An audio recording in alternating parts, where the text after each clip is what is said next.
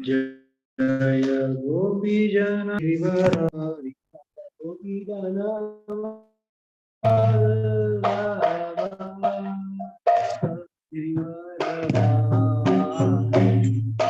Yashodanandana Braja Jana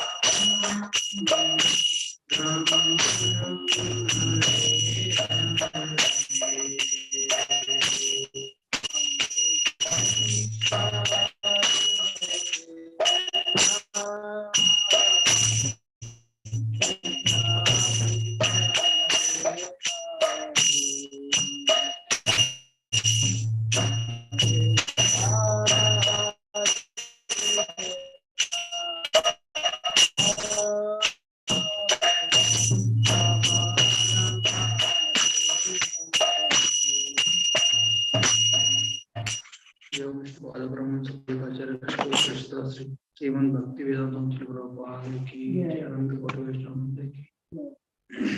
ki Bhagavatam.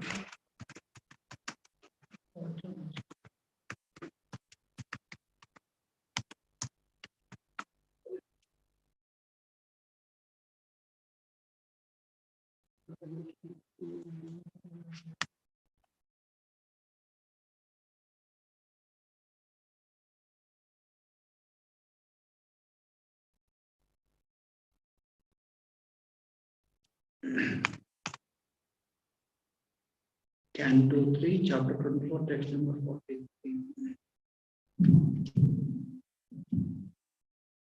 Mano Brahmani Yujjano Mano Brahmani Yujjano Mano Brahmani Yujjano Mano Brahmani Yujjano Yat Sat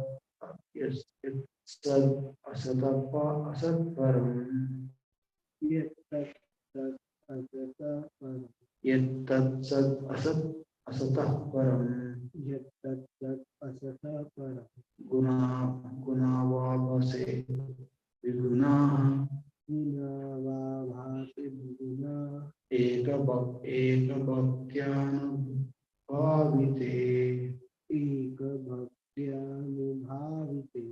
What for me? Would have to go. Translation purport by Vishnu Bhakti Ki Jai.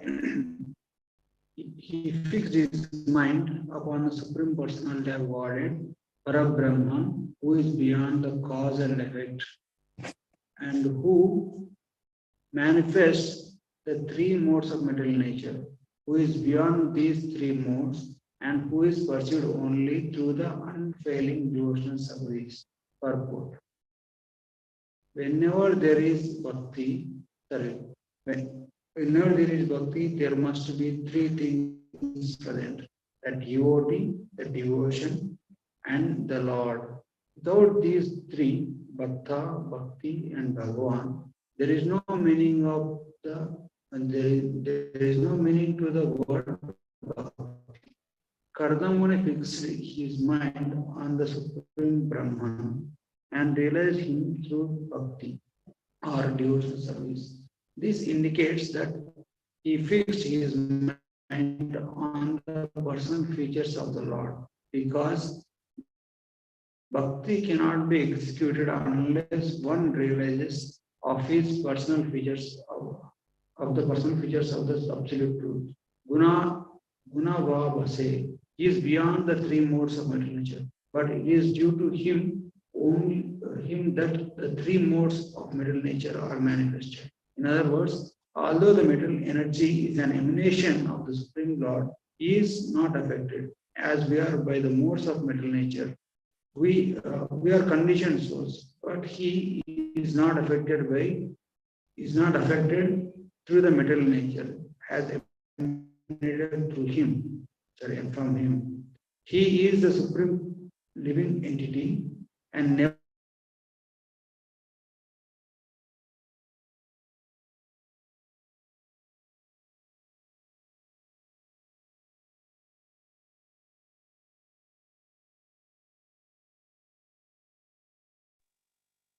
if he is in constant contact with the Supreme Lord by the devotional service, the conditioned living entity also becomes free from the infection of Maya.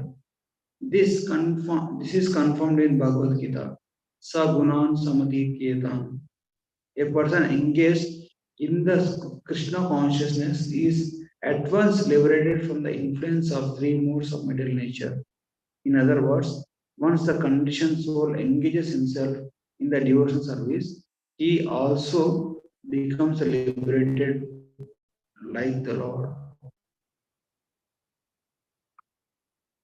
Om Ajnanatimiraandasya Jnananjanashalakaya Chakshurunmilitam Yena Tasmai Sri Gurave Namaha Sri Chaitanya Manobishtam Sthapitam Yena Bhutare Swayam Vandeham Sri Guru Sri Tapada Kamalam Sri Guru Vaishnavam Sri Rupam Sagrajata Sagana Raghunathanvitam Tam Sajivam Sadvaitam Savadutam Parijana Sahitam Krishna Chaitanya Devam Sri Radha Krishna Padan Sagana Lalita Sri Vishakhantam Cha He Krishna Karuna Sindhu Dinabandho Jagatpate Gopesha Gopika Kanta Radha Kanta Namaste Tapta Kancha Krishabhanusute Devi Pranamami Aditye Vancha Kalpatarubhyascha Kripa Sindhubhya Eva Cha Patitanam Pavanebhyo Vaishnavebhyo Namo Namaha Mukam Karoti Vacharam Pangam Langayate Girim Yat Kripatamaham Vande Sri Guru Vandinataranam Paramanandamaru Sri Chaitanya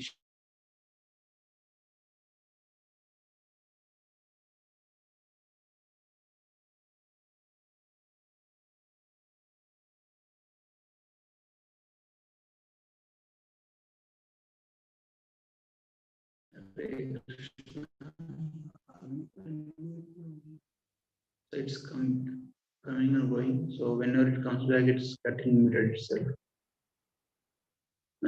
So here in Srimad Bhagavatam, like we see the life of Kardamuni. Like today we'll discuss about the life of Kardamuni. That way we'll get a clear picture of what's happened in this context. So basically, Kardamuni was the Manasa, like he is born of the mind of Brahmaji. Takes God, and when Kardamuni asked, "What should I do? Is there like what service can I render?" And Brahmaji says, "You help me in populating this world." Means create progeny. So then what happens? And Kardamuni, because he is born from Brahmaji, in the beginning of creation, when the modes of material nature are not so very heavy, At that point of time, every living entity, especially in Satya Yuga, who is born is imbibed with the spiritual knowledge. They are not covered over. See, basically, the knowledge as we enter into this material world, all the spirit souls are full of knowledge. Means the nature of spirit soul is Chit Ananda. Means it is eternal, it is full of knowledge, and it is blissful always. And but the modes we get covered over by the modes of mental nature, by ahankara, all those aspects, and we forget our real identity. But in the beginning of creation, when during the living it is created, are not covered that much, unless they entangle themselves in the material world. So Kardamuni, knowing that the goal of life is to realize the Supreme Lord and go back to Godhead, but still he is sacrificed because previously he has his elder brothers like four Kumaras and Narada Muni. They directly took the renounced order of life and they just focused on going back to Godhead, like not getting entangled in the material world. So if you see in this chapter, later it comes that how the work in this world it is entangling. Means you don't have to do anything. You just maintain yourself, you'll get entangled. That is the nature of this world. So means the Maya is so powerful and the modes of nature are so powerful that it can entangle even the purest of the souls. Now here it is said, after Brahmaji gives instruction, Kardamuni follows, and because he knows what is Paramatma, what is who he is as a soul, and what is his duty, and how to achieve everything by the blessings of the Lord, he engages in severe austerities for thousands of years and gives him the benediction that I know your desire. Whenever Lord appears, God doesn't say like other demigods. Lord doesn't ask, what do you want? Because Lord appears in Lord appears, he knows because he is Paramatma himself. He knows what is the desire, why he is performing tapasya, everything. So in order to satisfy Kardamuni, Lord, daughter of Swayambhu Manu, Devahuti, as your wife, and then he also gave benediction that I will personally appear as your son. So why? Because the being in a grihastha ashram, being in entering into grihastha ashram and getting entangled is a painful situation for a self-realized soul. Nobody want to tie up themselves and get into troubles and again work on getting out of the troubles. It is better to altogether avoid it. Somebody, for example, somebody who wants to lose weight, it's better they don't in a bakery or in a sweet shop and see what all items are there, how they appear like. And when they look and at the sweets or any food items, there is a possibility that mind will tempt, taste, like just for the sake of tasting. Once this aspect of giving little bit of lenience to the senses is allowed, immediately senses will take over the control. Means as soon as you start tasting, you will like the taste of that food, and you start eating more and more and more. So it is recommended, like somebody who wants to lose weight. Actually, they don't have to go to the place where the food is served.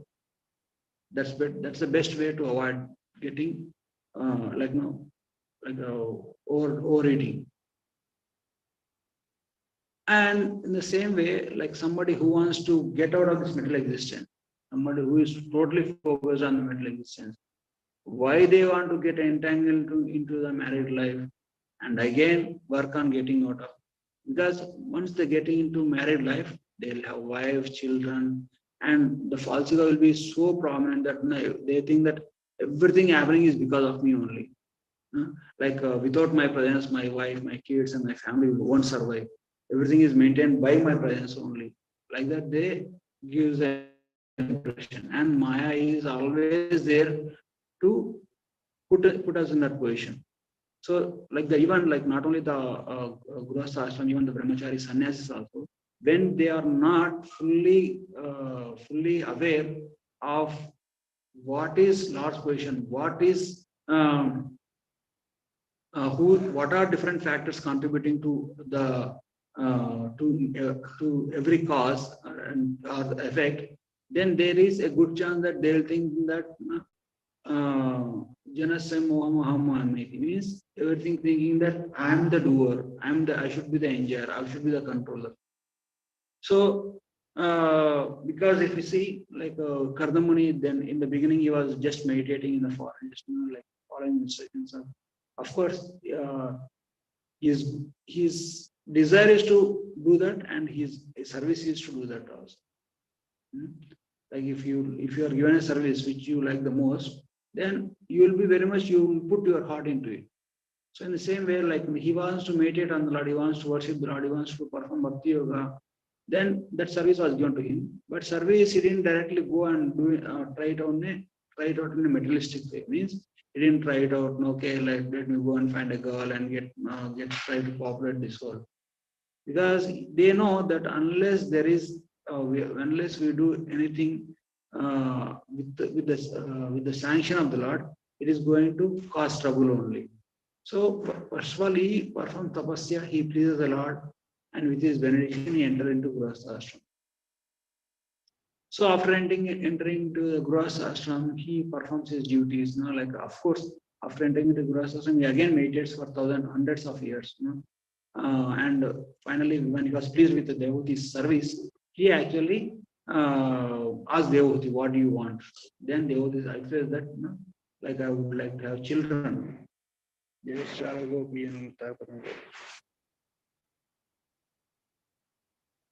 And Kardamuni bestows her the children, and then and also when he was about to leave, Devotee again expressed that I would like to have a son. Then Kardamuni remembers when Devotee was a little bit of disappointed and depressed. Kardamuni recalls Lord's instruction that I am going to appear as your son and to re-establish the Sankhya philosophy. So then at that point of time, Devotee gives birth to Kapilamuni, and we are discussing like Vivalshar was saying, if directly the Supreme Personality of Godhead himself came as your son, then why you want to go again to the forest and meditate on him? Instead of that, you can directly stay with him and you have daily darshan and daily serve him and please him then and there only. Because the Kardamuni was actually in a dasya bhav. Means like from the beginning, he was worshipping the Lord in the mood of servant. And he was, that's how Lord also gave darshan to him and reciprocated with him. Now, because Lord himself appeared as Kapilamuni, Kardamuni doesn't want to stay there because he is in Dasya. Because he said in the spiritual world, every living entity will be fully satisfied with whatever the position they are in. Like even a blade of grass, think that I have the best position that nobody have. Krishna is reciprocating so much with me. Krishna can have this opportunity to to have the lotus feet of Krishna on me, and Krishna and his devotees on me. So I won't exchange my position to anybody or anything in this creation, either in the spiritual or material world. That is the mood of every living entity. Even the cows, calves, birds, trees, even the gopas, gopis, everybody have the same mood. Like I have the best position. I am serving my reciprocation with Krishna is the best, and I want to serve more and more. That is the mood of devotees in the spiritual world. So now, like means somebody in Dasya Bhav, they feel that no, I have the best service. My service is the best, and that's how they serve Krishna and please Krishna. So in the same way, when the devotees are very much in pure devotion service, it is as good as spiritual work. So Kardamuni is also being a pure devotee of the Lord. He was in Dasya Bhav, means he is serving the Lord as a servator. And when Lord appeared as Kapila Muni, now he becomes the father of Kapila Muni. Then he has to execute his duties as in the mood of Vatsalya Bhav. Means he should be the father of the Supreme Personality of Godhead himself. And he didn't prefer that.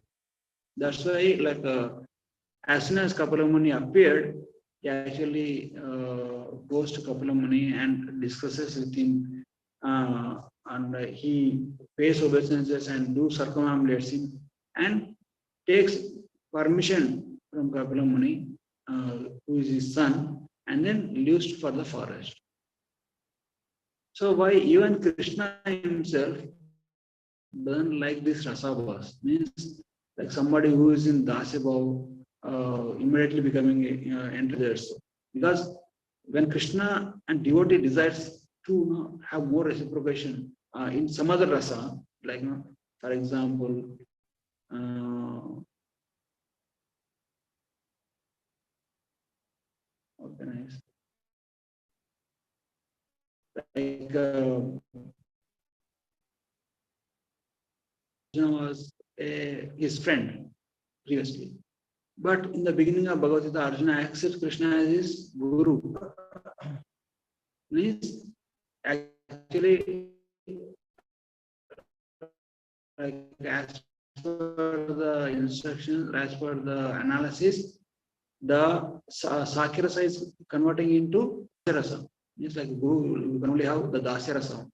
So that way means whenever there is whenever the devotees need, whenever the Lord also feels that okay, this service, this in this scenario, this person can be promoted to higher rasa or lower rasa. So, but when the Lord himself feels, when Lord himself feels like he wants to reciprocate more with any devotee, then he has the free will to change the rasa. Lords also like to have the same rasa, same relation with the devotee as they are, because anything spiritual is divyam. Divyam means infallible. Means there is no transcendental. There is no tinge of metal contamination in that. So when there is no tinge of metal contamination, everything, the relation will become absolute. Means it will stay forever. It is not like okay, today is my son, tomorrow he'll be my friend, and day after tomorrow he'll be like somebody else. It's not like that. It's not like a film acting. So like Srimad Bhagavatam, Krishna one times like when he was a kid in the womb, not in the womb actually, even he was a kid in the lap of Mother Yashoda, when she was feeding, Krishna shows all the universal forms in his mouth. So as soon as Mother Yashoda sees these universes in the mouth of Krishna, she becomes bewildered and says, I was thinking I'm the queen of Vrindavan and this boy is my child and I'm the controller of everything. But this boy is so great and he has none other than the Supreme Personality of God himself. Like that she was feeling in with this mood of awe reverence develops in her. But as soon as Krishna detects that this rasa is changing from Vatsalya rasa to Dasya rasa, immediately he closes his mouth and smiles. and Krishna does that, comes back to Vatsalya. So means like Krishna maintains the same relation with his devotees unless otherwise required. So here Kardamani doesn't want to know like do that transgression of rasas. That's why he immediately wanted to leave for the forest. So, so if you see here now, after he goes to the, he leaves the Lord and he takes the blessings of the Lord, and the Lord himself also gives the benediction that Kardamuni, okay,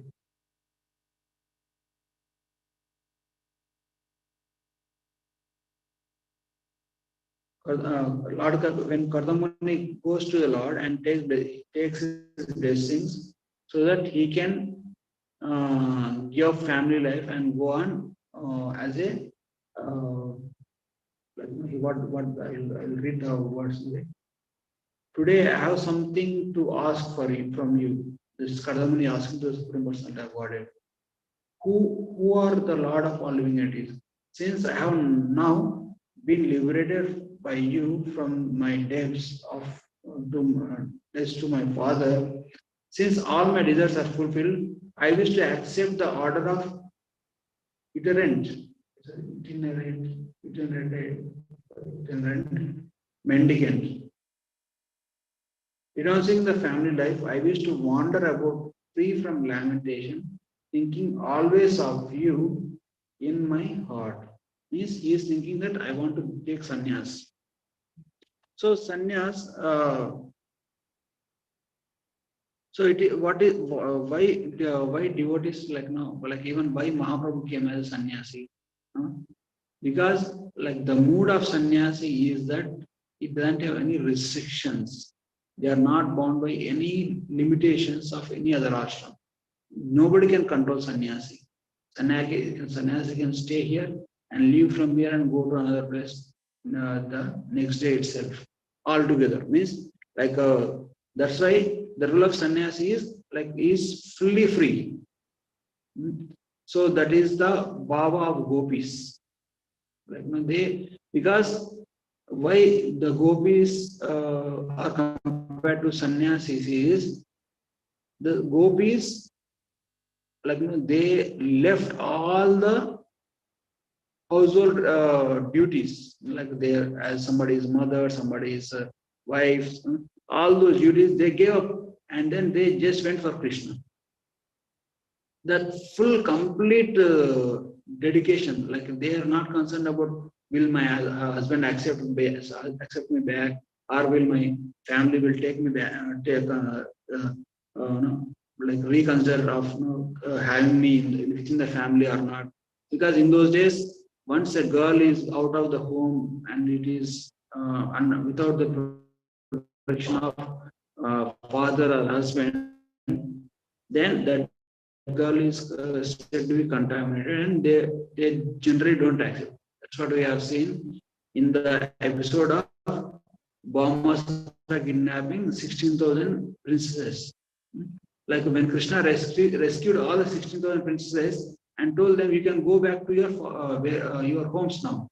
And these 16,000 princesses, how can we go back? Because we are captured by Baumasura. We were staying outside our home, outside of our protection for quite some days. So as per as per the norms of those days, they don't get accepted.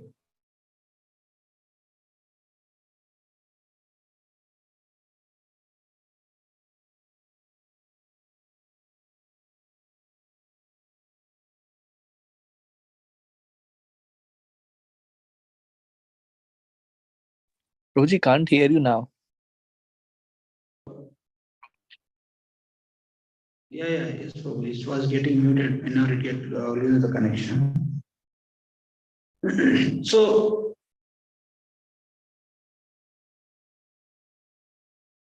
I think I lose the track. No, you are on. No, we can hear you.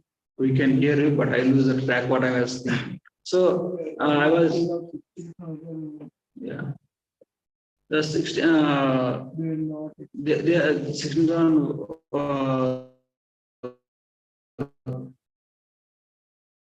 they are not, see the gopis, I was talking about gopis, right? So the gopis are not concerned about if they will be accepted back into society or not. So when the Krishna called, they just gave up all the relations and then went to serve Krishna. The same way, a sannyasi also, sannyasi, all his family obligations and duties, and he takes up sannyas. Sannyas order have no restriction. Nobody can control sannyas. Even the king also, the sannyas are even not controlled by even the kings also. It doesn't mean that they perform some, they don't abide by the law. Means they are not bound to perform any material duties. So that's why sannyasis travel from place to place. They are always fully immersed in the spiritual ecstasies, immersed in the thoughts of Lord. So they actually they share their realizations wherever they go, and they educate the people in general. So that is the role of sannyas order. So as only a person in the renounced order has the facility without any obligation to dedicate his time and energy in the in loving devotion service to the Lord. But for example, a grihastha, he may be like pure devotee, but so he has some duties also, like he has to take care of his family, wife, kids, and all those things, and he has to be very much protective of his ashram, and he has limitations with whom he can associate, with whom he cannot associate. Especially so, but the sannyasis doesn't have these obligations. Means they don't have any restrictions. They don't have to be responsible to anybody. It doesn't mean that they can do whatever they want. They also have some they voluntarily takes up some regulations, and they stick to those regulations. Only with respect to how they love, how they serve the Lord. Like for example, sannyasis don't go and talk to ladies, or don't stay alone with the matajis. That kind of regulations they follow, but at the same time they are not obligated to anybody and no one, with no duties. So in the same way, following, in order to have that freedom or of that facility, Kardamuni, now he took sannyas order, and he finally, what does he do? He later on, he like traveling like that and preaching. Finally, he what is he, right? He fixed his when his the last moment came. He fixed his mind upon the Supreme Personality of Godhead, Parabrahman, who is beyond the cause and effect, and who manifests the three modes of mental nature. Means like who is beyond the three modes of mental nature, and he is actually, the way he is explained is the how he went back to Godhead. So in the purport, Prabhupada also explains about different aspects, and finally he says, for a for a devotee to meditate on the Lord, he should be meditate on the personal form of the Lord, not the impersonal form. Okay? Impersonal form is meditation. There is nothing, no meditation like meditation, nothingness. You will automatically meditate on something. Okay. So, but if you want to have if you want to execute the process of bhakti, then there must be meditation on the personal aspect of the Lord. That's what Kardamuni does. And then he attains the ultimate perfection of going back to God. Okay, we'll end it here. If anybody have any questions or any comments, we can discuss.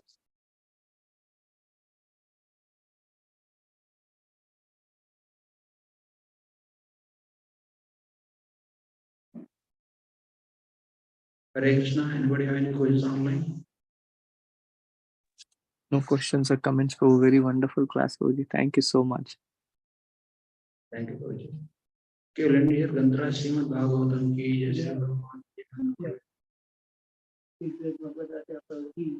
Jai.